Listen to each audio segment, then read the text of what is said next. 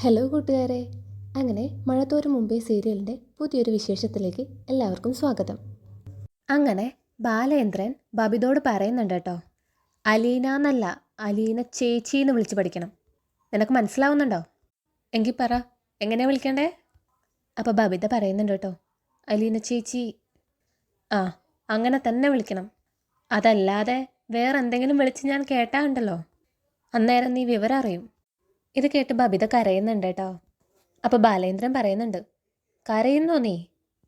അതിന് ഞാൻ നിന്നെ വഴക്കൊന്നും പറഞ്ഞില്ലല്ലോ, പറയാൻ പോകുന്നതേ ഉള്ളൂ. നീ എന്നതാ പറഞ്ഞേ? അലീനയ്ക്ക് ബുദ്ധിമുട്ടാവുന്ന കരുതി നീ ഓടിക്കേറി വന്നതാണോ? മോളെന്താ വിചാരിച്ചേ, ഞാൻ പൊട്ടനാന്നോ? അപ്പോൾ ബബിത കരഞ്ഞുകൊണ്ട് പറയുന്നുണ്ട് കേട്ടോ, അച്ഛൻ ഞങ്ങൾ അകറ്റി നിർത്തുന്നതുകൊണ്ടാ.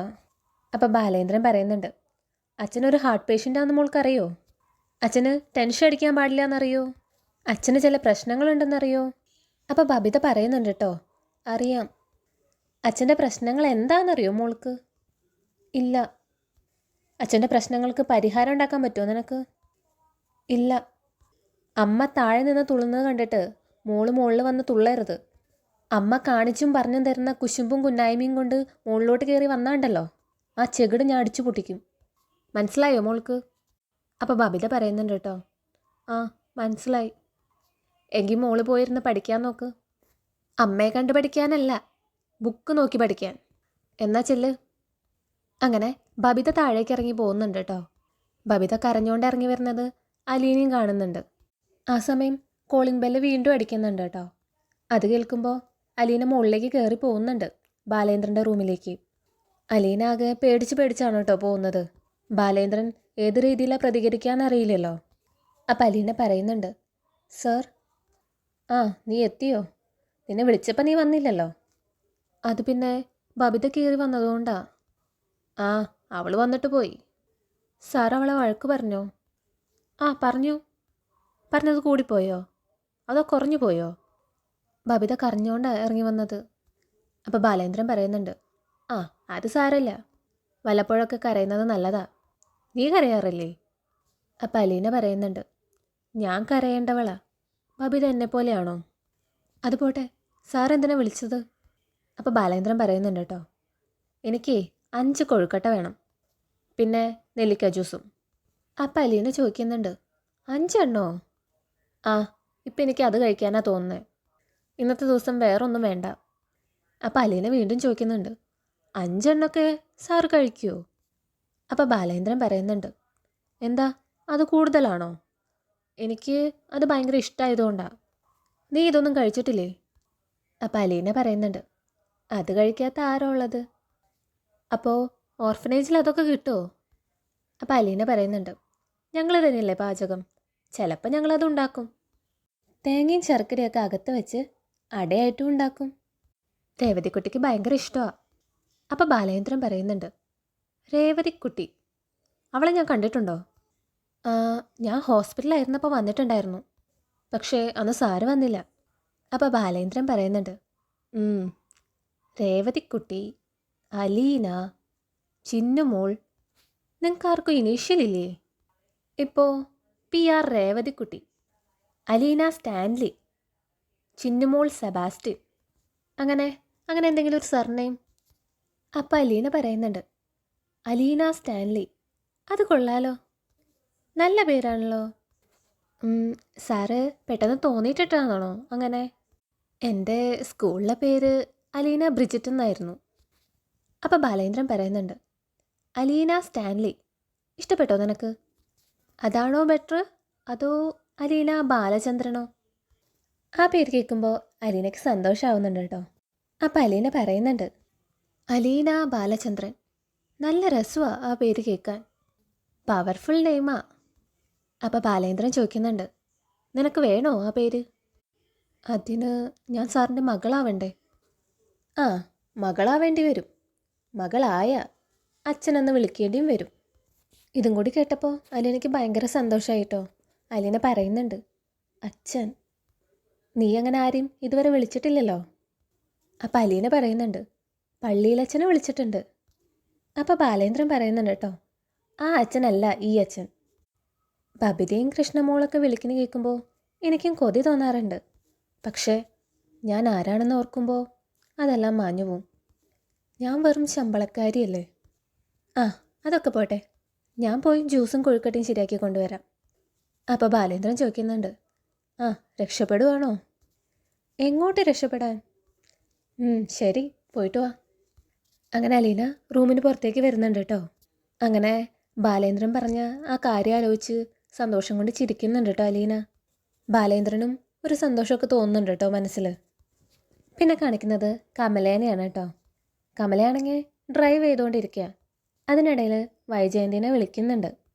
ഹലോ വൈജയ്, ഇവിടെ നിന്ന് പോയിട്ട് നീ എന്നെ ഒന്ന് വിളിച്ചില്ലല്ലോ. അത് പിന്നെ എനിക്ക് തീരെ സമയം കിട്ടിയില്ല കമലയെടുത്തി.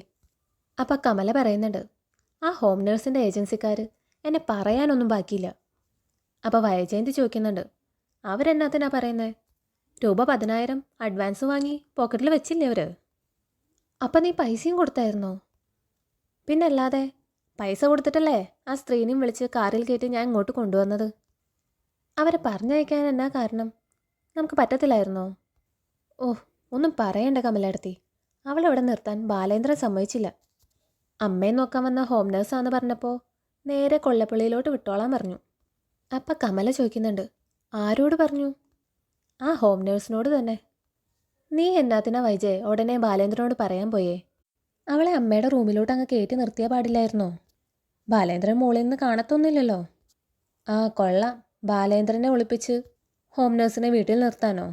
നന്നായിട്ടുണ്ട്. അതല്ല വൈജയ്, 2-3 ദിവസം കഴിഞ്ഞിട്ട് ബാലേന്ദ്രൻ അറിഞ്ഞാൽ മതിയായിരുന്നു. അതെങ്ങനെയാ? മറ്റവളുണ്ടല്ലോ ഇവിടെ, അവൾ ചെന്ന് പറഞ്ഞു കൊടുക്കത്തില്ലേ ഇവിടെ പുതിയ ഹോം നേഴ്സ് വന്നു, ഞാൻ പോവാന്ന്? ഷടാ, അപ്പം ആ ഹോം നേഴ്സ് അപ്പം തന്നെ പോയോ? പോവണ്ടെന്ന് ഞാൻ പറഞ്ഞതാ. പക്ഷേ അവൾ താഴെ ഇരുന്ന് ഭക്ഷണം കഴിക്കുന്നത് ബാലേന്ദ്രൻ മുകളിൽ ഇരുന്ന് കണ്ടു.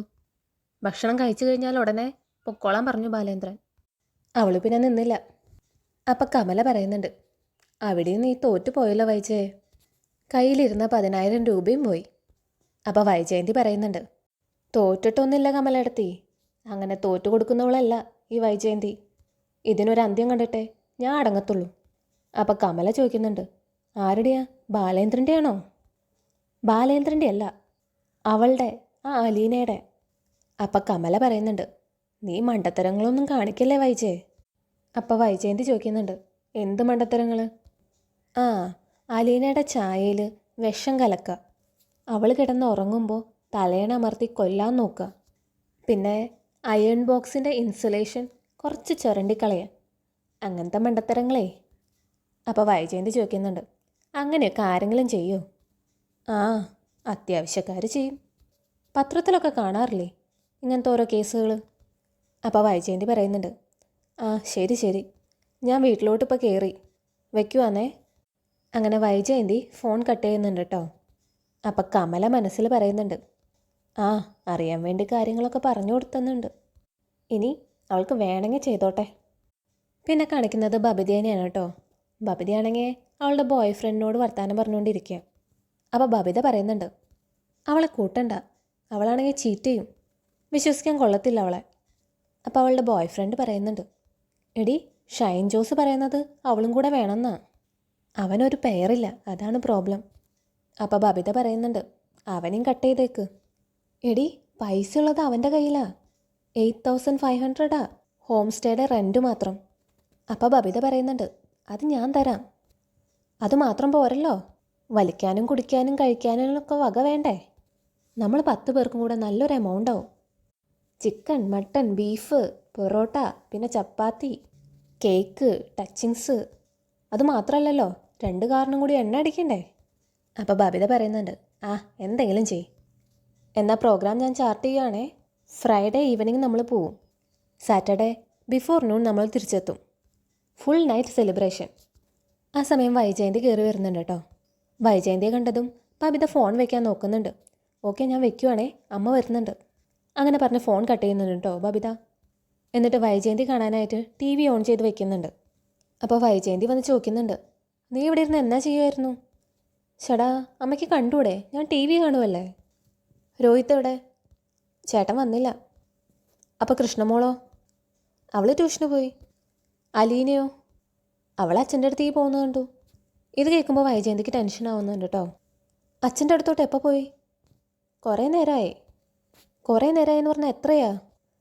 ഹാഫ് ആൻ അവർ കഴിഞ്ഞിട്ടുണ്ടാവും, 3/4 മണിക്കൂർ. ഇത്രയും സമയം എന്നാ ചെയ്യുക അവള് അവിടെ? നീയൊക്കെ പിന്നെ എന്നാ നോക്കിയിരിക്കുക? എന്നാത്തിനാ പോയത്, എപ്പോഴാ പോയതെന്നൊക്കെ ശ്രദ്ധിക്കണ്ടേ? തിരിച്ചു വരാൻ താമസിക്കുമ്പോൾ പോയി നോക്കണം. അപ്പോൾ ബബിത പറയുന്നുണ്ട്, അവരെന്നതേലും സംസാരിച്ചിരിക്കുകയായിരിക്കും. എന്നതാ അത്ര സംസാരിക്കാൻ? വല്ലതും തിന്നാനും കുടിക്കാനും കൊടുത്തേച്ച് പോന്നാൽ പോരെ അവൾക്ക്? അപ്പോൾ ബബിത പറയുന്നുണ്ട്, ഇതമ്മ അവളോട് പറയണമായിരുന്നു, അല്ലാതെ എന്നോട് ചാടി കടിച്ചിട്ട് ഒരു കാര്യമില്ല. അല്ലെങ്കിൽ തന്നെ മനുഷ്യന് മനസ്സമാധാനമില്ല, അതിൻ്റെ ഇടയ്ക്ക് ഇവളുടെ ഒരു വക. അപ്പോൾ ബബിത പറയുന്നുണ്ട്, എന്നാ അമ്മ കയറിച്ചല്. ആ കൊള്ളാം, നല്ല കാര്യമായിട്ടുണ്ട്. എന്നിട്ട് വേണം ഞാൻ ഒളിഞ്ഞു നോക്കിയെന്ന് പറയാൻ. അപ്പോൾ ബബിത പറയുന്നുണ്ട്, അതൊക്കെ അമ്മയെ പറയത്തുള്ളൂ, അച്ഛനൊന്നും അങ്ങനെയൊന്നും പറയില്ല. അവളിങ്ങോട്ട് ഇറങ്ങി വരട്ടെ, ഞാൻ ചോദിച്ചിട്ടേ ഉള്ളൂ. അപ്പോൾ ബബിത പറയുന്നുണ്ട്, അമ്മ അവളോട് പറ മുത്തശ്ശിയെ മാത്രം നോക്കിയാൽ മതിയെന്ന്. അപ്പോൾ വൈജയന്തി പറയുന്നുണ്ട്, ദൈവമേ, ഒരു സമാധാനമില്ലാത്തൊരു ജീവിതമായല്ലോ. പിന്നെ കാണിക്കുന്നത് അലീനേനെയും ബാലചന്ദ്രനെയാണ് കേട്ടോ. അപ്പോൾ ബാലചന്ദ്രൻ പറയുന്നുണ്ട്, എനിക്ക് പൊറോട്ടയും ബീഫും കഴിക്കാൻ തോന്നുന്നു. അപ്പോൾ അലീന പറയുന്നുണ്ട്, അതിവിടെ ഇല്ലല്ലോ സാർ. അപ്പോൾ ബാലേന്ദ്രൻ പറയുന്നുണ്ട്, ഓർഡർ ചെയ്യട്ടെ, ഹോട്ടലിൽ നിന്ന് പാർസൽ വരും. അപ്പോൾ അലീന പറയുന്നുണ്ട്, വേണ്ട സാർ. അതെന്താ വേണ്ടാത്തേ? എൻ്റെ ആഗ്രഹമല്ലേ. അപ്പോൾ അലീന പറയുന്നുണ്ട്, ആഗ്രഹിക്കുന്നതുകൊണ്ട് കുഴപ്പമൊന്നുമില്ല, എന്നാലും വേണ്ട. അപ്പോൾ ബാലേന്ദ്രൻ പറയുന്നുണ്ട്, എനിക്കിനി ജീവിതത്തിൽ വേറെ സന്തോഷമൊന്നും ഉണ്ടാവും തോന്നുന്നില്ല. അപ്പോൾ പിന്നെ ഇഷ്ടമുള്ള ഭക്ഷണം കഴിക്കുക, ഇഷ്ടമുള്ള പാനീയം കഴിക്കുക, അതൊക്കെ തന്നെയുള്ളൂ ഇനി അങ്ങോട്ട്. അപ്പം അലീന പറയുന്നുണ്ട്, പക്ഷെ ആരോഗ്യം നഷ്ടപ്പെടുത്തിയിട്ട് എന്ത് കിട്ടാനാ? ആ ചെറിയ സന്തോഷവും ഇല്ലാതാവും. അപ്പോൾ ബാലേന്ദ്രൻ ചോദിക്കുന്നുണ്ട്, പിന്നെ എന്ത് ചെയ്യണം ഞാൻ? നീ പറ. ജീവിതം മടുത്തു എനിക്ക്. എൻ്റെ ട്രസ്റ്റ് കംപ്ലീറ്റ് പോയി. ഇൻസ്പിറേഷൻ ഇല്ല, മോട്ടിവേഷൻ ഇല്ല, ഡെസ്റ്റിനേഷൻ ഇല്ല. അപ്പോൾ അലീന പറയുന്നുണ്ട്, സാറ് ഇത്രയും കാലം എന്തിനു വേണ്ടിയാണോ ജീവിച്ചത്, അതൊക്കെ ഇപ്പോഴും നിലവിലുണ്ടല്ലോ. ഞാൻ കുടുംബത്തിന് വേണ്ടിയാണ് ജീവിച്ചിരുന്നത്, അതായിരുന്നു എൻ്റെ ട്രസ്റ്റ്. അതിപ്പോൾ പൊളിഞ്ഞു. നമ്മൾ വലിയ വിശ്വാസത്തിൽ ഇങ്ങനെ സേവ് ചെയ്ത് വെക്കത്തില്ലേ, ഒരു സേവിങ് ഡെപ്പോസിറ്റ് പോലെ. അത് ഒരു സുപ്രഭാതത്തിൽ അതങ്ങ് പൊളിഞ്ഞു. ഇപ്പോൾ ഒന്നുമില്ല, എ ബിഗ് സീറോ. ഇനി ഒന്നേന്ന് തുടങ്ങാമെന്ന് വെച്ചാൽ ജീവിതമുണ്ടോ? അതുമില്ല. യൗവനം നഷ്ടപ്പെട്ടു, ആവേശവും നഷ്ടപ്പെട്ടു, പ്രചോദനവും നഷ്ടപ്പെട്ടു. ഒരുപാട് വർഷം ഓടിക്കൊണ്ടിരുന്ന വണ്ടികളില്ലേ, പഴയ മോഡൽ, അതുപോലെയായി ഇപ്പം എൻ്റെ ജീവിതം. അപ്പം അലീന പറയുന്നുണ്ട്, സാറ് മനസ്സ് വെച്ചാൽ ആരോഗ്യം വീണ്ടെടുക്കാം, രോഗത്തെ തോൽപ്പിച്ചാൽ മനസ്സിനും കരുത്ത് കിട്ടും. കുടുംബം എന്ന് പറയുമ്പോൾ മക്കളല്ലേ, 4/3 ഭാഗവും. അവർക്ക് വേണ്ടിയല്ലേ സാറ് ജീവിച്ചത്, ഇനിയും അത് സാധിക്കും. അതല്ലേ മോളെ ആദ്യമേ പറഞ്ഞത്, ട്രസ്റ്റ് പോയി. എല്ലാവരും എന്നെ പറ്റിച്ചുകൊണ്ടിരിക്കുക. എൻ്റെ ഭാര്യ, മക്കൾ, ഞാൻ ബന്ധുക്കളെന്ന് കരുതി സ്നേഹിച്ചിരുന്ന, വിശ്വസിച്ചിരുന്ന, ബഹുമാനിച്ചിരുന്നവർ, ഇപ്പോൾ എനിക്ക് സാരോപദേശം തന്നുകൊണ്ടിരിക്കുന്ന നീ പോലും എന്നെ പറ്റിച്ചിട്ടില്ലേ. ഇത് കേൾക്കുമ്പോൾ അലീന ഞെട്ടുന്നുണ്ട് കേട്ടോ. അപ്പോൾ അലീന പറയുന്നുണ്ട്, എനിക്ക് സാറിനെ പറ്റിച്ചിട്ടും ഒന്നും നേടണ്ട. ഞാൻ ഇന്ന് തന്നെ പോയിക്കോളാം. ഒന്നും കിട്ടാൻ വേണ്ടിയല്ല ഞാനിവിടെ. സാറിനെ ഓർത്ത് മാത്രം നിൽക്കുക, ഈ വീട്ടിലെ വേറെ ആർക്കും വേണ്ടിയല്ല. അപ്പോൾ ബാലേന്ദ്രൻ പറയുന്നുണ്ട്, അതുകൊണ്ട് മാത്രമാണ് നിന്നെ ഞാനിവിടെ പിടിച്ചു നിർത്തിയിരിക്കുന്നത്. ഒന്നും നേടാൻ വേണ്ടിയല്ല നീ ഇവിടെ വന്നതെന്നും നീ ഇപ്പോൾ ഇവിടെ നിൽക്കുന്നതെന്നും നീ നിന്നുകൊണ്ടിരിക്കുന്നതെന്നും എനിക്ക് നന്നായിട്ടറിയാം. ഞാനിപ്പോൾ ഇത്രയേ പറയുന്നുള്ളൂ. നീ ഇനി എന്നാണോ ഇവിടെ നിന്ന് പോകാൻ തീരുമാനിക്കുന്നത്, അന്ന് ഞാൻ ബാക്കി പറയാം. ഇത് കേൾക്കുമ്പോൾ അലീനയ്ക്ക് ഒരു കാര്യം ഉറപ്പാവുന്നുണ്ട് കേട്ടോ, ബാലേന്ദ്രൻ എന്തൊക്കെയോ സത്യങ്ങൾ മനസ്സിലാക്കിയിട്ടുണ്ടെന്ന്. അലീന എന്ത് മറുപടി പറയണമെന്ന് അറിയാതെ നിൽക്കുകയാണ് കേട്ടോ. അപ്പോൾ ബാലേന്ദ്രൻ പറയുന്നുണ്ട്, എനിക്കേ നന്നായി വിശക്കുന്നുണ്ട്, എന്തെങ്കിലും ചൂടോടെ കൊണ്ടുപോവാ, പോയിട്ട് വാ. അങ്ങനെ പറഞ്ഞ അലീനനെ വിടുന്നുണ്ട് കേട്ടോ. അപ്പോൾ ഇത്രയാണ് കേട്ടോ ഇന്നത്തെ എപ്പിസോഡിൽ സംഭവിച്ചത്. വീഡിയോ ഇഷ്ടപ്പെട്ടാൽ ലൈക്ക് ചെയ്യാനും സബ്സ്ക്രൈബ് ചെയ്യാനും മറക്കല്ലേ. പുതിയ വിശേഷങ്ങളുമായി അടുത്ത വീഡിയോയിൽ കാണാം. താങ്ക്